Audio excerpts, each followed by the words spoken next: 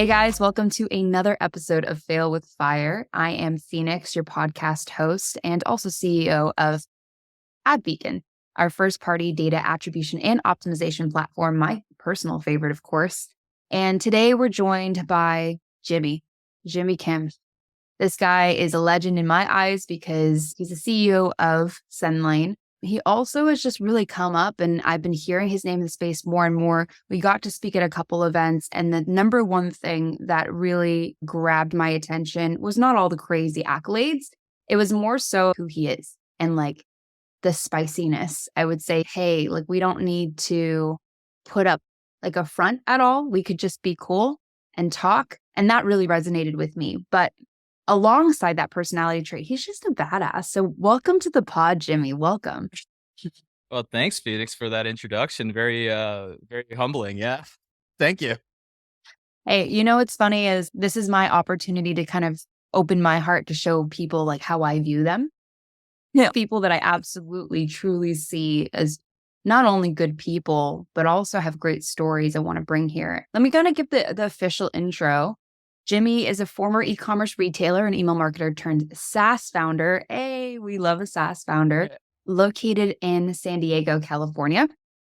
You're the CEO and founder of SendLane, an email, SMS, and reviews marketing automation company that helps over 1,700 companies save time, generate more revenue, and increase customer retention with email and SMS. He leverages his expertise and marketing knowledge to build a product designed for the data-driven digital retailer, enabling them to make better decisions for their marketing. You know, what I also think is interesting, and I asked what the difference was between you and your competitors, the way you laid out your feature set just made sense to me. And I think that's what it really deduces down to. Does it make sense? And if it does, it unlocks so much. So congratulations to you and the SendLane team, and welcome to the pod. We're honored to have you. Thank you. Thank you. I'm excited to be here and give my spicy takes and talk about all the things that we can talk about to tell about. I mean, it's called Failing with Fire. I'm excited about it because I've failed a million times, 1,000 ways, and I touch the fire quite often, and I still fail every day. And I think it's important, I think, as other people listen to this, know that failure is okay. It's all learning. It's all the most best ways that humans grow. And that's always an exciting thing. So I love the title that you have on the pod, and I'm excited to hear share. Yeah, no, we're stoked to have you. Not gonna lie, I've had two Asians on the podcast. One was Dang, who, love him. We started speaking Cantonese on here, and then we've got you on here. We're not exactly the same, right? Because you're Korean and I'm Chinese. However, no one needs to know that until now, so we're good. We're basically siblings. We are family. Actually, my uncle's name is Same. Jimmy. I think I've met you multiple times. I don't know. It's a blur until you actually have a conversation. I met you at GeekX or Geek Out, LA. We started talking. I was like 2 breezes in hand, double fisting it and drinking it, pretending that I'm not trying to just relax. And because I was coming from the airport and like going, I'm like, oh, Jimmy, hi, I know you. And we start talking, and I just to see the momentum. And I thought, you know, this is the right person to talk about failures, even though I don't even know any specific failures for you. And often we have these really great conversations not recorded. And I'm like, shit, we need to record these. I think people would benefit from them. But, you know, the premise of Fail with Fire, this podcast, is to talk about failures because they're often the catalysts to extraordinary moments in our lives, and also teach us some things that we can take back with us and look back and laugh and go, yeah. And what that also does is build a callus around us where when these things happen again, we're not as reactionary in terms of panic. We have a peace, right? And that fire fuels so much more. So if you could do us the honor, Jimmy, kind of walk us through a failure, whether it be personal, financial, whatever it may be, and walk us through how you got out of it and the fire behind it.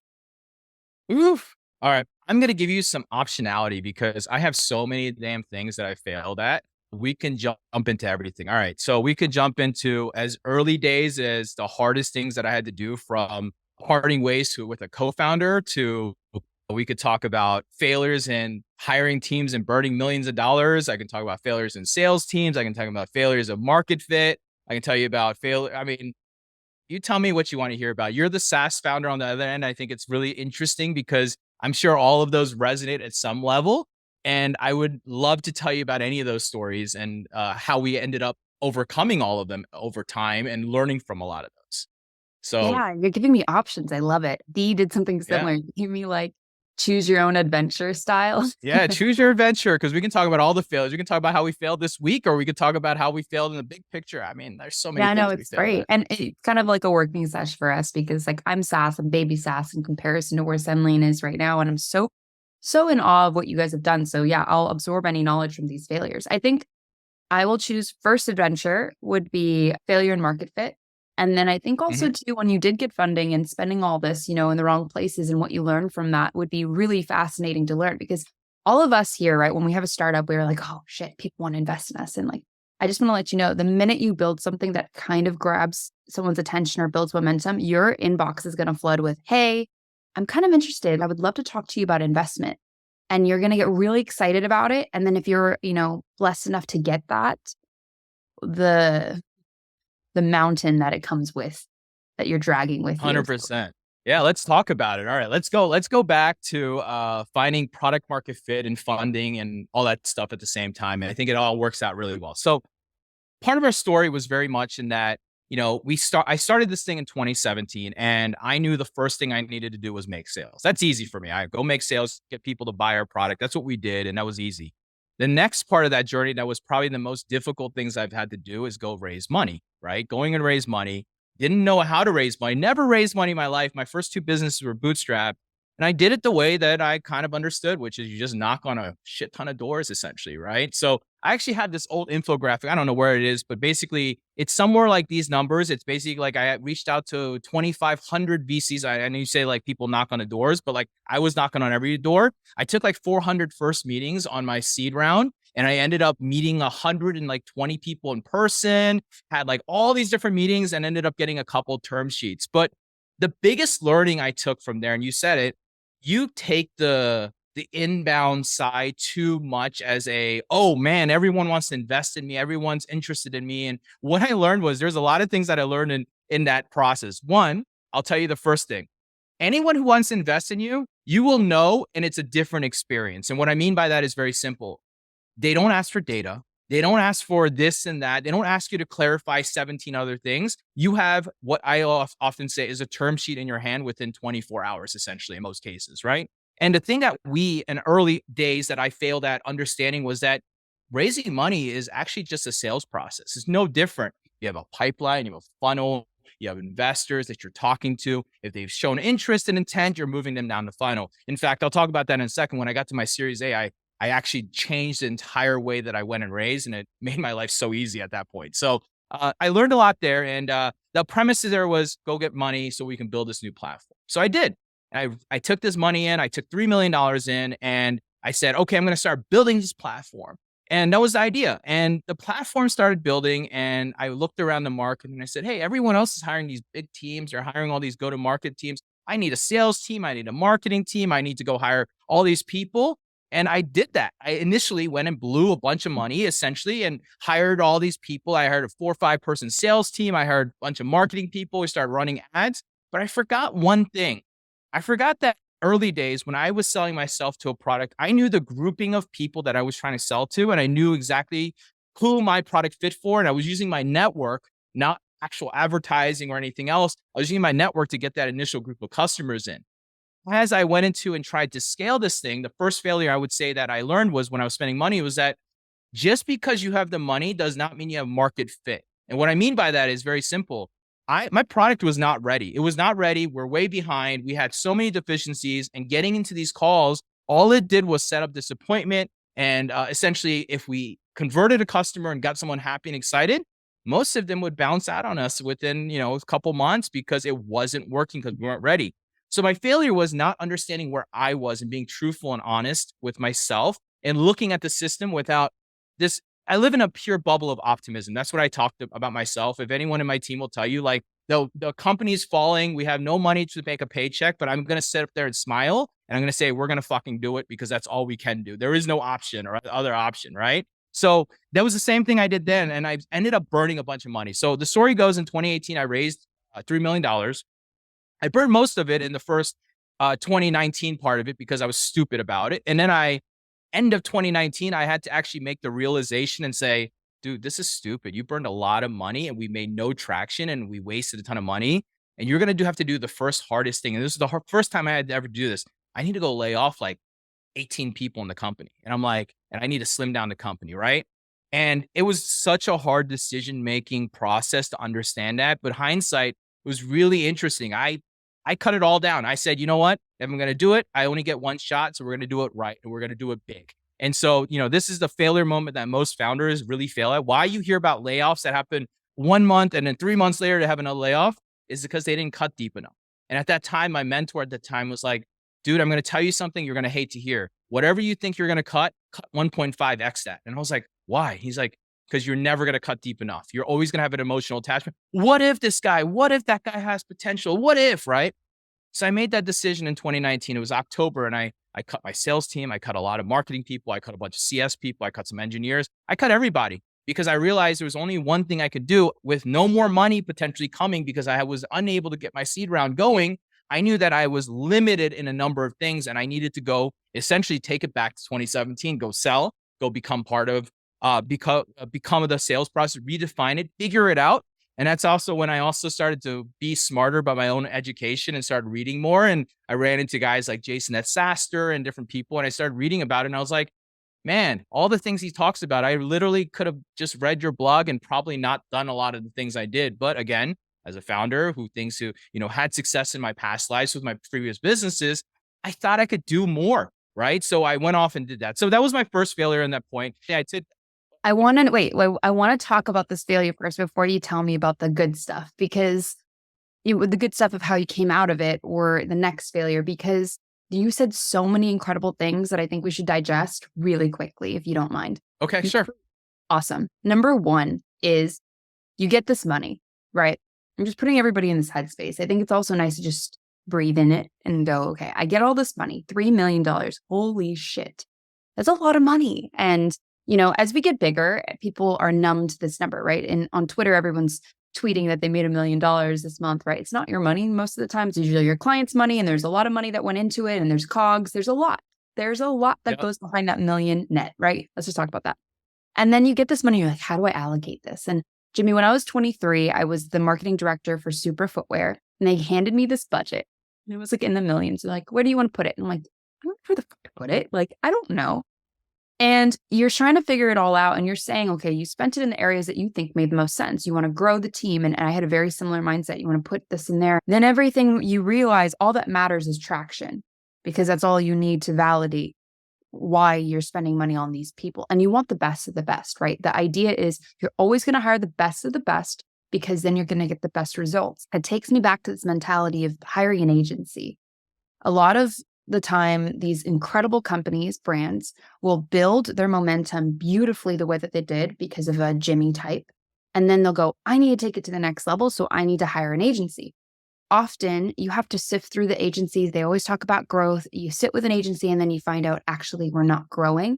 Then they pull back the agency. They cut like you did, and they have to rebuild. That's not saying agencies aren't great. Like, I come from agency, and I really loved our agency. I'm just saying you have to find the right people that align with your needs and have just as much skin in the game. But the fact that you had to deeply cut, how did you feel after feeling super high that you've got all this money? You did take the 400 meetings to the 100 in-person meetings. You got the term sheets, you got the money in hand, and now you have to cut and virtually go, is this worth it? With your optimism. Yeah. Just let's talk about that before we get into everything. Yeah. No, I'll carry this story out. I think this is actually perfect to carry this story forward. So you're completely right. So I went from feeling high and excited and bubbling down really fast and realizing, I still remember the meeting that I had to do. It was October or September of 2019. And I was sitting there, and it's just me. And I think I had one of my, I had just hired my CTO just started. So we really didn't have a connection. I had one of my early employees sitting there with me, and she was sitting there, and I was like, I can't do this. We have to pull back. It's the only answer we have. It's either we do this or we just die. That was literally the only two options. We had enough revenue that I knew that I can pull back and go basically a bootstrap mind on it so that I don't run out of money and keep the lights on. But at the same time, I knew, and it was the worst feeling in my life. Like, it was not a comfortable feeling to have to make this decision. And it's even worse when you have to talk to the people. I'll tell you, like, firing people when they deserve it is is not that hard for me. But when they don't deserve it, and I feel like I failed as a leader in being able to support them and give them the platform, I felt Mm. bad. And you know what's cool is some of those people that I hired went off to be CROs, number one sales. I felt even worse as I watched them go do that because I knew I hired the right people. I just didn't give them the right platform ultimately, right? So the story continues, and I'll explain it. So 2020, it's me, my VP of sales now, but back then he was just the AE, back-to-back dialing, calling, and we started getting this thing cranking, right? We found a way to start selling. We found some referrals. We started making money. Our new platform was almost on the horizon. It was coming to launch. And in 2021, we were getting closer, and we launched this platform, this new platform, and we started getting even more traction. And so we're like stoked, right? And so I go out and raise my Series A. And this time, and I'll talk about this real quick and then we'll jump into it because the failure shows up again. But I went off and a little bit of self-advice, but like I set up a HubSpot account.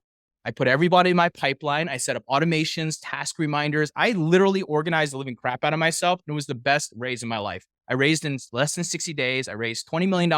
I had ton of interest. I had a bunch of different term sheets, and it was really just a great experience. And that was great. I had defined my pitch. We can get into that in a little bit. But now my next failure starts. So 2021 and just all this money. What do I do, Phoenix? Well, I have early traction. I must be doing something right. Let me go and hire some more people again. So literally, I touched the same stupid fire. But this time, I did it even worse in different ways because I went and hired look, there's one thing I'm really good at is hiring people. Everyone I hired in my list had at least $1 billion exit. And I was like, I need people with $1 billion exits because I want a $1 billion exit. Obviously, that's what you want to hire. So I went and hired the sales leader. I hired this partnership guy. I hired the crack team of partnerships. I hired this and that. And I learned again the failure of understanding what product market fit means. I literally didn't understand. Just because I can call someone, convince them to make a purchase, I thought everyone could do that within the company. No, they can't do that. They don't understand it the same way. There's a different level of experience that comes with it. And we literally hired this sales team and we hired this partnership team. We started burning money up the wazoo again. And we started to go out there. And then the next failure point, obviously, be sitting back and going, shit, I'm doing it again. I need to stop. So I had to make the next cut, right? So I'm talking 2022. I looked at 2022 as May. I burned a couple $1 million at this point. The sales team thing wasn't working. The partnership team thing wasn't working. And I was like, well, I got to do it again. Now, this time it didn't feel as bad the first time, but it still felt terrible again. I didn't feel bad at some people because they deserved it, in my opinion, but some of those people didn't deserve it. There were some great people in there. And I ultimately had to make them pull the trigger again. And this time again, I had to make a huge cut. It was like a 25% cut. I had to pull back. I had to basically all the people I hired and I thought was super smart. I did it and I touched a fire. I burned myself again into early 2022 and I had to let him go. So there I go. I let him go, realized I still didn't have product market fit. All right. So the story continues. I'm going to tell you how I failed. I touched the same fire again. I'm like so So in it. yeah. So 2022, in the beginning of 2022, we're like, all right, let's step back. We figured it out. It's not working. We're going to cut, but we still have plenty of money. We can still make this work. Aha. We know what it is. I see my competitors. They do this outbound sales thing. We clearly need to create an outbound engine and hire the sales team to do outbound. So I went off. I found a great leader to come into the company, teach us outbound, set up a structure, hire 4 people. And it was working. It was duplicating. It was working. It was repeating. And we're like, whoa, finally, it's finally working. Right. And so I started going, all right, let's scale this thing. Cause I have a problem. I like to scale things when I see things work. I mean, I guess that's probably why I'm here today. So I push the pedal to the metal. We hire 8 more people. We bring them to the BDR program and, things are working and they're scaling somewhat. And it seems on the outside that things are working. And so we keep pushing. And then, I think it was about September, October of 2022. So not that long ago at this point. And we're like, wow, this program is working. Company's finally growing. We obviously have product market fit. People are buying our product. We're having conversion rates. And then we decided to even hammer down more. This is again 2023. And as we enter into 2023, we go hire more BDRs and salespeople because we're like, well, shit, we just got to dial more people if we get more people in. This is my failure point here as a leader where I got really narrow-minded. Something was working finally after those 2 points of pain and failure that I had to pass. I was like, This is it. We finally figured out blinders on. Let's go. Well, the blinders that I didn't realize was that product market fit was a different thing that I understood than what was actually occurring. What was occurring was people were saying yes, they were buying the product. Most of them were being successful at that time. So I assumed that that meant I had product market fit. But what I realized really quickly was when I started to peel back the layers, and you're a data person, so you get this, but I started tracking attribution and started to do a deep dive. It wasn't about attribution around the phone call. I started thinking about where did the lead come from? Where did the places come from? What multi-touch points were occurring? And quickly I realized there was a really big thing happening where there was this marketing bubble and there was this, what we call the outbound bubble. The outbound bubble was not increasing, growing. The ACVs were frozen and we were just kind of repeating a little bit of things. But at the CAC level, which is the amount of payback time that someone would have, was incredibly long. It was like 2+ years. But then there was this marketing side and it was bubbling and showing up, but it was showing up so sporadically. But all these little things that we're doing in marketing was driving these better leads out of it, these more qualified people. They were sticking with us. And I was like, wait a minute. This is where we should be spending our time. This BDR program is flat. It's not working. Frankly, I don't mean this in the wrong way. The young generation that we hired there in that seat, they were a pain in my ass to deal with as a HR and human person as well too, just because they complained a lot and they had a lot of problems. And I'm looking at them going, yo, you're 21. This is where you eat shit in order to make sure you're great in the 30s. This is where you do this, but this is not what you understand because you want entitlement and work-life balance. And I'm like, you didn't sign up for a startup to have work-life balance. But anyways, so here we are in 2023 at this point, walking into 2023,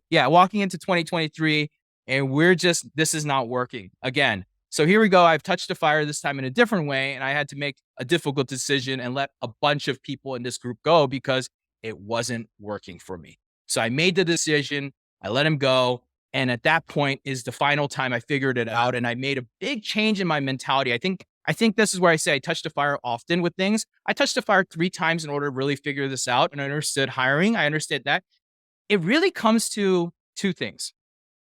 I think that product market fit is something that people broadly don't understand until you understand it. It's not just your product and the fact that you could say yes to everything they get on a call. It's an ecosystem acceptance. And that means that other people in the market need to accept you, right? From an agency to the technology side, that has to happen. And the third thing that's really important that I see is there has to be such a positive word of mouth that appears in the market. Product market fit, why it's such a magical thing for most people and why companies die often and startups never succeed is they never hit that magical moment where they're not spending advertising money. All their growth actually becomes through word of mouth and organic growth. And you start seeing a shift in the business. In fact, even our partnership thing, I failed. Last time I thought we're going to go hire the crack team of partnerships. They're going to be able to break every door down, everyone.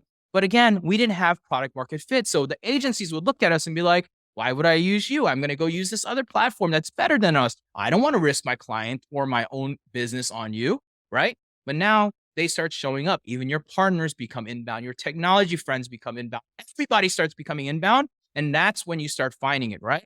And when I saw that this time, instead of going off and doing the same thing I've always done of go out and hire a ton of people, I said, I'm just going to do what I did best and why some of the things have happened in business.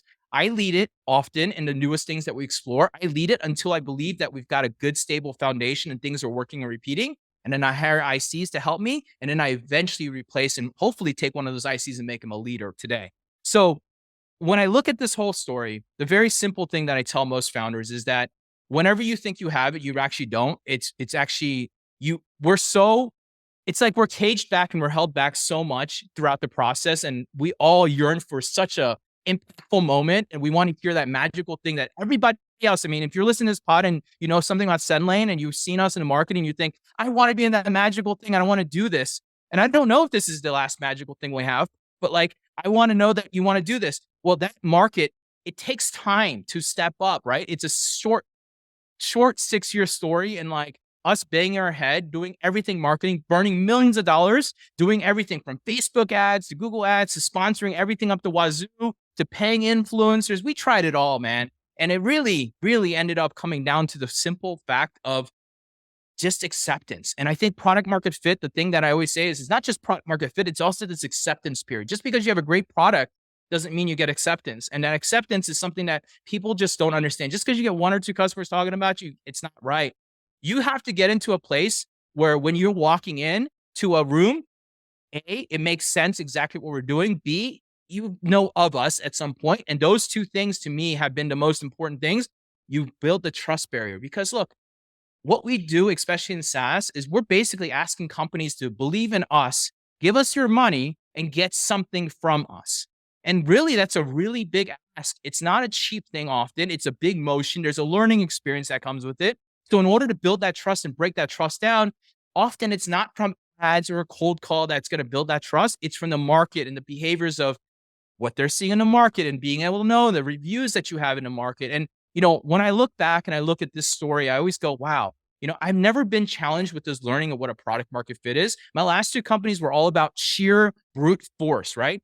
Pay ads, buy ads, sell product, buy ads, sell. It's e-commerce, right? You selling. It's like at some level in e-commerce, I could brute force my way to $10 million. I can maybe the worst product in the world, but you can brute force your way in there. But in order to scale, in order to grow, you can't do that without actually having product market fit. So Yep. the failure story is how I touched. And I would say that, as I told you, I have a lot of stories, but that specific story, I can relate back all the way to 2019 and how I continue to have to fail. I've had to make the hard choices of a layoff or pushing out departments. I wouldn't even say it was a layoff. I terminated a department and killed the entire department and said, this department doesn't work anymore, right? And now we're slimmer, we're healthier as a company. Our strategy is very different, where we lead with content and education. And even like our upcoming event that, people will hear about this, like you'll see, we don't talk about SendLane at the event. It will be all content, purely educational. And the reason I do that is through thought leadership and understanding that SendLane is not here because we just want to make your money. We are here because we want to help empower the community to move forward. And empowering the community will automatically give you the good graces back into you. And it's marketing, right? It's really the marketing of, hey, let's not focus on telling them how great we are. Let's focus on telling them how to make their own selves great. And when they're great, they will look at us and give us a shot when they're ready for that opportunity. But they'll always have that in their heart. I always laugh. Our biggest supporters in the world aren't even our customers right now. And it's hilarious because they just love the mission. They love what we're doing. They love what we're going out to market and what we're talking about. And they feel like if they support us, that they will get the good karma back. I almost feel like that's why they do it, right? Like, I don't know why else they would do it, but I love them for everything they're doing for us. But it's amazing. Like, Well, I they see love it all the you. time. They love you. Well, yeah, it helps. That helps too. And it's been really great to feel so accepted by the community as well. But it's the mentality I take, right? I never came in slinging like I'm trying to sell anything. That's never Yeah. been my MO. Doesn't work anymore. The world is we like to say this like I like to say this in advertising, is that the consumer isn't dumb anymore. Right? The days of congratulations, you won $1 million, put your credit card information in, it's gone. Yep. Maybe there's like a exception to the rule, but yeah, you're right. There were so many good things that you said that I'm digesting. I love to write notes whenever I have somebody on the pod that just goes. And I love that you go, because I'm like, okay, this is great. And one of the things that stood out to me was, just because you have a great product doesn't mean you have acceptance. That rings so true, right? The common question I get asked in the place that we are, because just for everybody to know, we officially soft launched in August of 2022.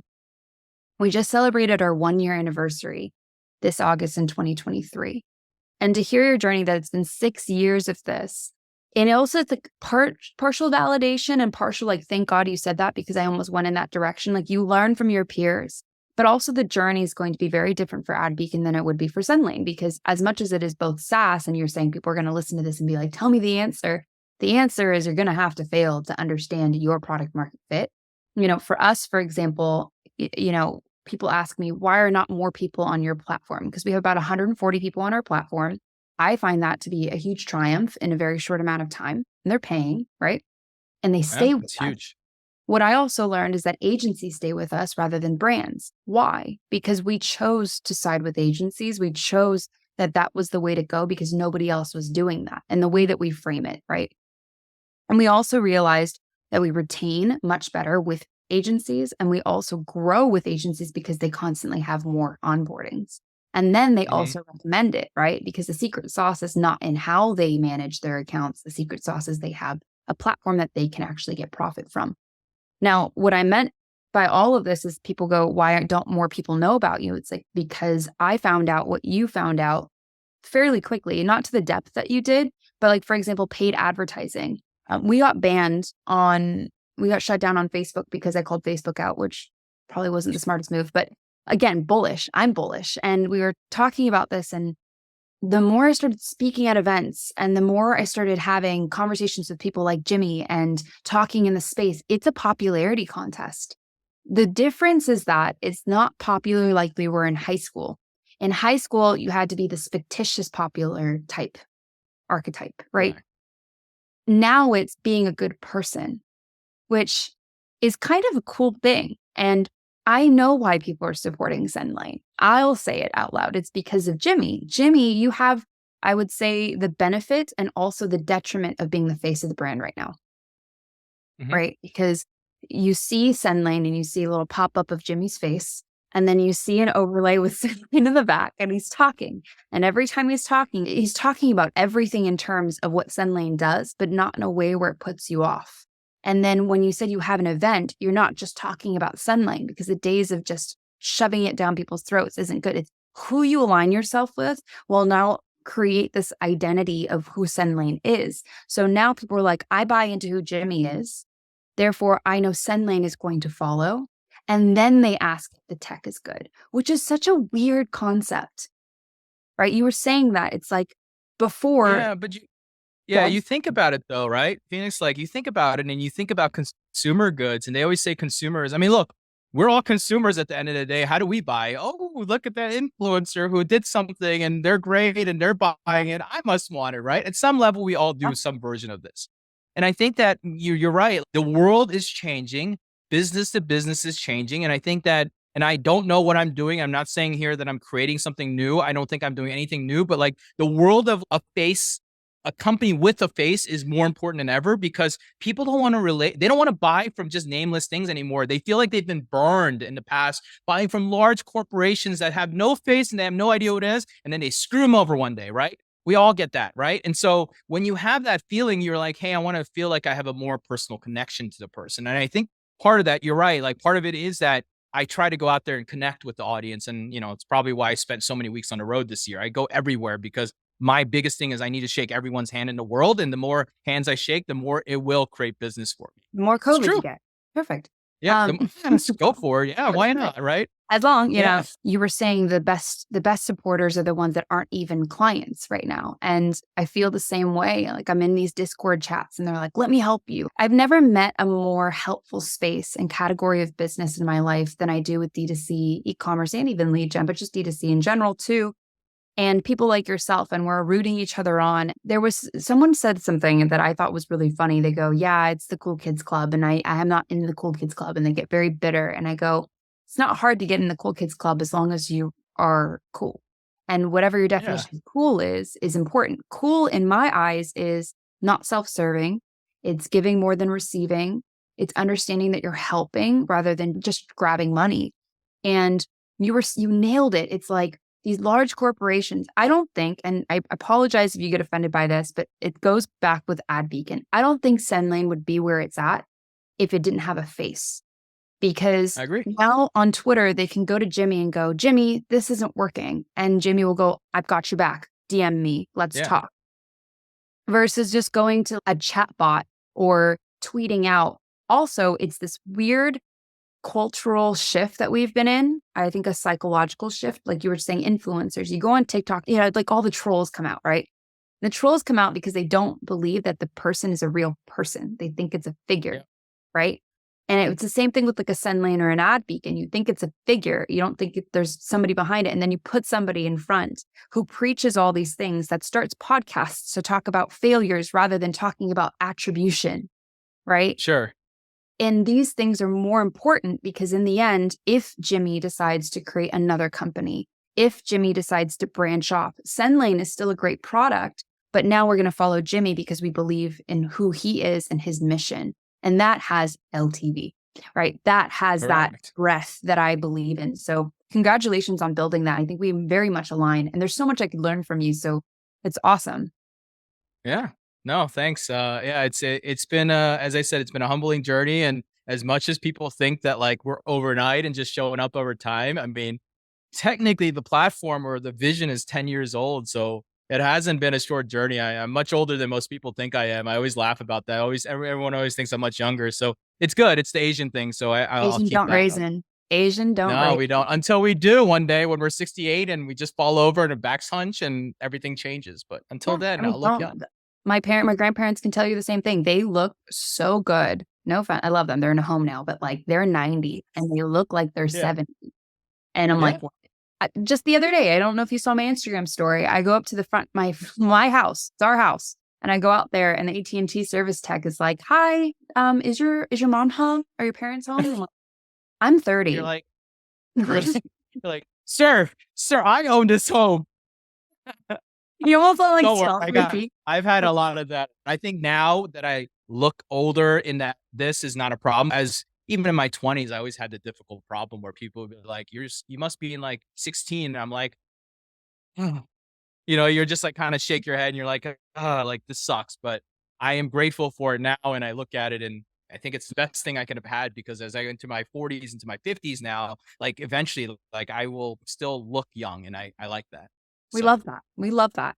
yeah. I love that you touched on because you answered both of the failure questions beautifully. It's now you got funding, where are you going to put it, and the mistakes that you made, right? We touched on it a little bit earlier. I'm glad you continued because it was so much richer when I didn't interrupt. So I love it. When I'm thinking about getting funding, you often go, okay, something's working, put all the gasoline on it. You're different in the sense that than I am. I'm a little bit more like I want to feel it out for a little bit longer and then I'll push. Which also could be to our detriment, right? Because you could have scaled so much more. It's kind of like an idea of gambling, right? You go all in or you don't. You have one shot, go for it. When you were talking about how you saw something working and then I love the little nod to attribution. When you started to see where the higher quality leads, right? So it's volume of traffic and leads versus quality. We always talk about this with lead gen. Do you want quality or do you want volume? And volume doesn't always equate to quality. And then you found quality in social. Now in 2023, which I love that this failure to fire moment is very recent. We're in 2023. So Yeah, it's not that long ago. it's not. I love that you said that. It makes it so relatable and I think also honest. But Yeah. now where you are and you're understanding that the marketing piece is huge, which is what I believe Triple Whale did extremely well. And I tip my hat to Raba every day where I go, dude, and we're friends. And I ask him, I'm like, we had the same conversation we just had in terms of leads and how does that even work? And he's like, dude, this space is so different than what we're used to, right? It's word of mouth. It's the halo effect. It's people coming in when they're ready for the product, then they latch on. And even though the product might be great, they won't latch on unless somebody else latches on first. Again, it's the handshake. But now that you've kind of honed in this marketing piece, where do you want to pump your gasoline? Where do you feel is the next level for you? So I think that I've barely pierced what I would even say the veil of like the market. And I'm making a lot of things internally in the company to get myself out of some of the things that I'm doing today, like all the CEO work I'm doing. I'm trying to backfill the right people. And, I'm hiring for this role right now that I hope to be able to basically 4 times my experience next year of market. And what I mean by that is I want to completely, what I do best, I scale up like crazy. So next year I want to have a team. I want to have more things. I was telling people like, I want to go like do a crazy, like, 20, 30 city thing then in like 30 days and like go meet a ton of people. As I told you, like, I want to go shake everyone's hand and I want to create hype around the fact that I'm coming to buy you dinner or drinks or whatever. And just come say hi and we'll talk like humans. And I'll never pitch you the entire time. I'll just go ahead, unless you want to be pitched. I'm going to focus on just learning about you and learning about the community so I can be better for the product. Right. So that's what I'm focusing on next year. And how I'm going to take this is say, you know what? I know that I'm the marketing engine. I know I'm the face on a personal level. Like it makes me unfireable as well when you are the face of the company. And secondly, to your second point is it's not about the today. It's about my LTV into the future. It's about what I can do. And dude, if I can create a great noise, understanding, and following the next time I do my next company, because this SendLane won't be my last company. There will be a day I leave SendLane. Let's be honest here, right? But when I leave SendLane, I want to be able to not have to go figure out the product market fit the same way. I would literally go to the audience and say, I'm building this. Tell me what you believe you want. And they will tell me because they're my friends at this point in my community. And I will build exactly what they're asking for. And then I'll be able to go back and say, I built exactly what you're asking for. And now let me know what you think about it. Right. Like I know the playbook next time that's going to be very different for me because I'm with you on this, Felix. I believe that the world is evolving. And I think in B2B, especially, they're all figuring it out. If you look at even the largest companies, the small, everyone's now trying to figure out a spokesperson or an influencer or a creator, right? They call them creators now, right? The fancy term. I always laugh that they call them creators, but What are you it's creating? what people, yeah, you know what I'm talking about. Oh, you want a content creator or whatever you want to call it. But they've missed the fact that you can't just be a content creator unless you have a passion behind it. Content creators are that passions are just instructors. They're just teaching you something, but that's truly not moving the needle that way. It's not creating personality and effect, nor is it going to create the effect that people want, right? And I think that's going to be their hard learning to learn. And that's why founders often do that. We're founders. We're not great CEOs. We're not great anything, honestly. We're great at a vision and an idea, and we're relentless with optimism that we think that we're so much smarter than we are, and we go and do things, and somehow it works most of the time, right? That's literally what founders are. We're not the smartest everything. You know what I mean? We just kind of do the things that we need to do. And I recognize that about myself. I don't want to be the one that runs this company forever. I want to be the one that helps influence the company and talks to the market and is the face of the community. And that's what I'm focusing on right now. And that's what I'm focusing on to 2024. And I'm going to go scale that as well too and see what the heck happens. Right. Hell yeah. So it's exciting. Yeah. That's amazing. That's awesome. Every time you speak, I go, oh, thank God, I think I'm in the right direction. You're saying it's like, as founders, we're not the best at every single role either. And there's also this argument that you're going to go find someone that's better at that role than you are. But then there's also what we just spoke on is the market best because you breathe and you live it. I'm a media buyer, right? I knew that my time of being a media buyer was limited because there's always going to be a better media buyer. I used to be a professional dancer. There's always going to be better professional dancers out there. Always. There will always be that. And I learned that very quickly. But what are you good at? We're good at building relationships. We're good at communication. We're really good at building a community. If you're good at those things and you have a passion behind it, then it compounds into something great. I love what you said. I'm going to shake everybody's hand. I'm going to get dinner with them. I don't think you realize this, and maybe you do, is you are like literally the American dream embodied in the way that you do business, and it has evolved. So what I'm hearing is, okay, how I grew up is in Chinese business is you take someone out to dinner, you wine and dine them, you get them drunk, right? You get them drunk, you listen to them, you never talk about business until the very end. And you fight over the check and you call it a day. And it's almost like a power move, right? But it's really important. You never talk about business because if you talk about business, it's rude and it's in poor taste, right? But then what you did is you evolved and you understood that being there and providing something for people and listening to what they need and supporting them in the weirdest times, calling them on their birthdays and going, hey, happy birthday. We're not close, but I hope you have a good one.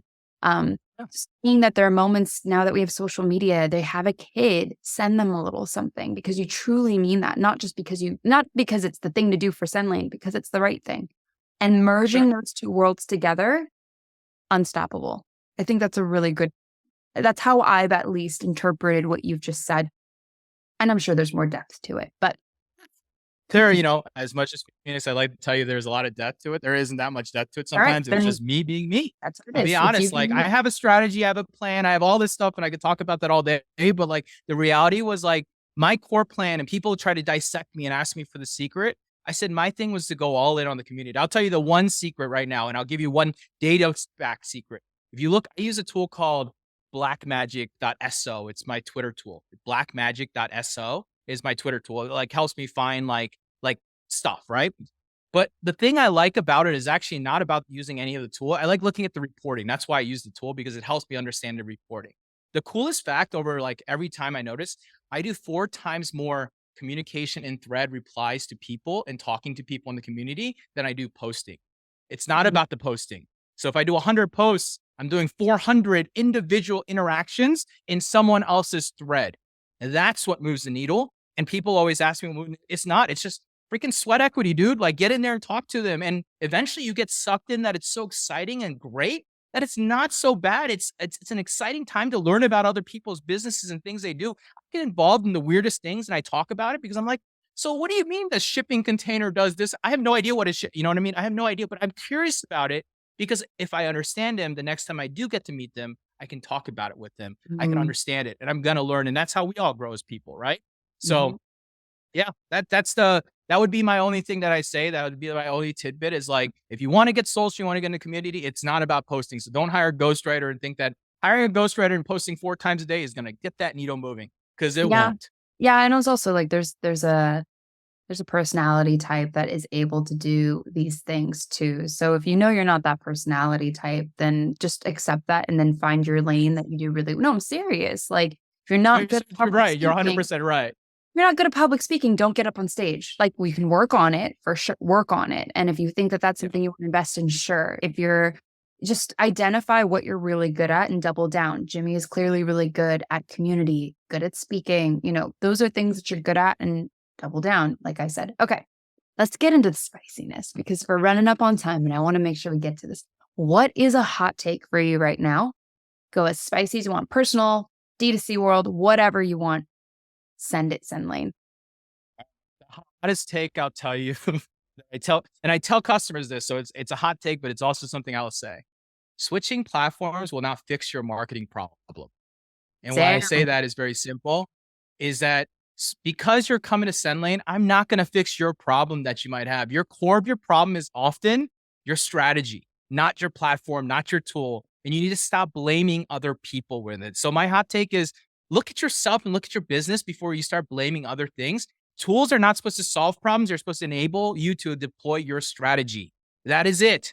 So if you think your business is shrinking, don't look at our tool and say, the tool is what's shrinking my business.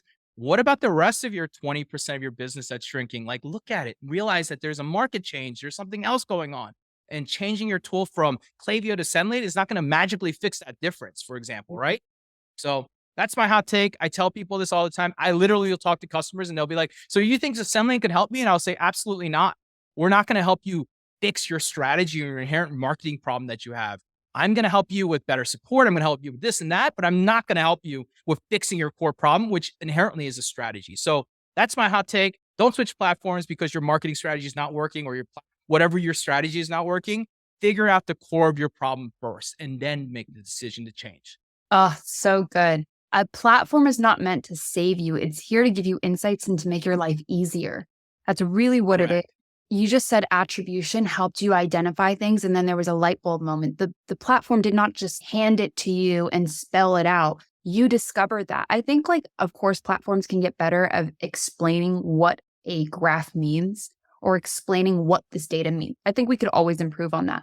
But I just spoke with a business partner. He's a co-founder, and I was like, hey, we were talking actually with another part of our team, and he's like, what we should do? We should be on every single call helping them with their marketing strategies. I'm like, that is not scalable.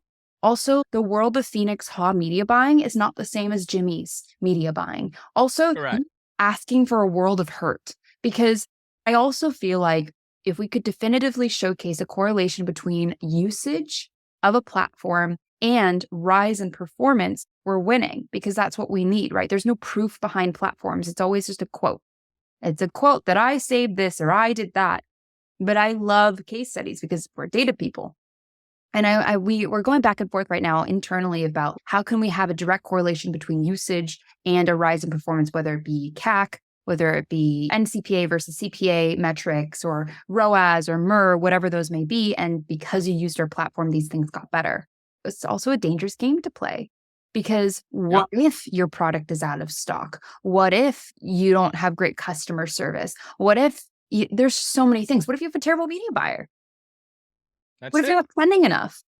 So it's always this really hard thing where people go, how are you better? And I'm like, let me just tell you, our mission is better. How we execute is better. How we listen is better. How we design is better. And if you align with that, let's go.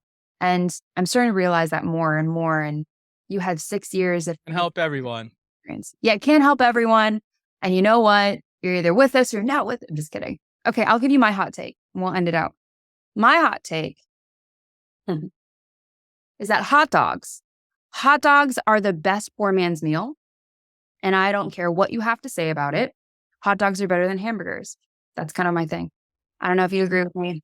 I just got off a sales call, by the way, as you say this, with this Wagyu company, and they told me that the best seller was a $35 hot dog. So hell yeah, I'll buy a $35 hot dog. Okay, I just said poor man's meal, but like, ignore that part. Just Hot Like, dogs send are me the link. I will buy $35. It's called Casey Cattle Company. I'm giving them a random plug in the world that I have no idea if they'll cattle ever do anything, company. but it's called Is it Casey with a Cattle K or a Company with a C? K. With a With a K. K. Yeah. They I sell a $35 hot dog. Okay. I have another, used to be a client of mine, a Wagyu window. So y'all, Casey and Wagyu, you guys can go neck and neck. But what I will say is, let me bring it back to D2C and we'll round it out is, look, guys, as much as I say a hot dog is better than a hamburger, here's why. A hot dog is accessible. You can walk around with it. Things aren't going to fall out of it like it would with a hamburger. Also, it's nostalgic. I just think of all the good memories with my hot dog. And it's the same thing, and it's simplistic and it satisfies the needs, which goes with the SaaS platforms. If we get back down to the root of the issue that brings people happiness in the most simplistic way, all the bells and whistles, they're nice to haves, but the core of it is the nostalgia of a hot dog. So, brought it back, inspirational, maybe hit, maybe didn't hit or land. Who cares? Jimmy, where can people find you? Thank you for being here. You're welcome. Twitter, or X, formerly known as Twitter. You can find me at Jimmy Kim. And of course, you can find me on LinkedIn as well. So those are the two platforms I spend most of my time. Look me up, Jimmy Kim. It's pretty hard to find me. It's pink picture. But yeah, that's where I'm at. I share and spew a lot of information, a lot of good stuff into the market. And I, sometimes have little funny hot takes, but not as many as yours. But yeah, I'm out there in the market. So please hit me up, and DMs are always open. DMs are always open for business. Yes, for business, correct. For clarity there, yes. DMs are open for business, yes. Yes. Yeah. Okay.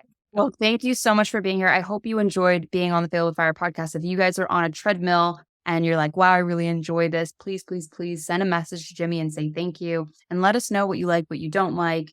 Actually, just tell us what we like. I don't want to hear what you don't like. Okay. Thank you. Have a great rest of your week. I'll talk to you guys later.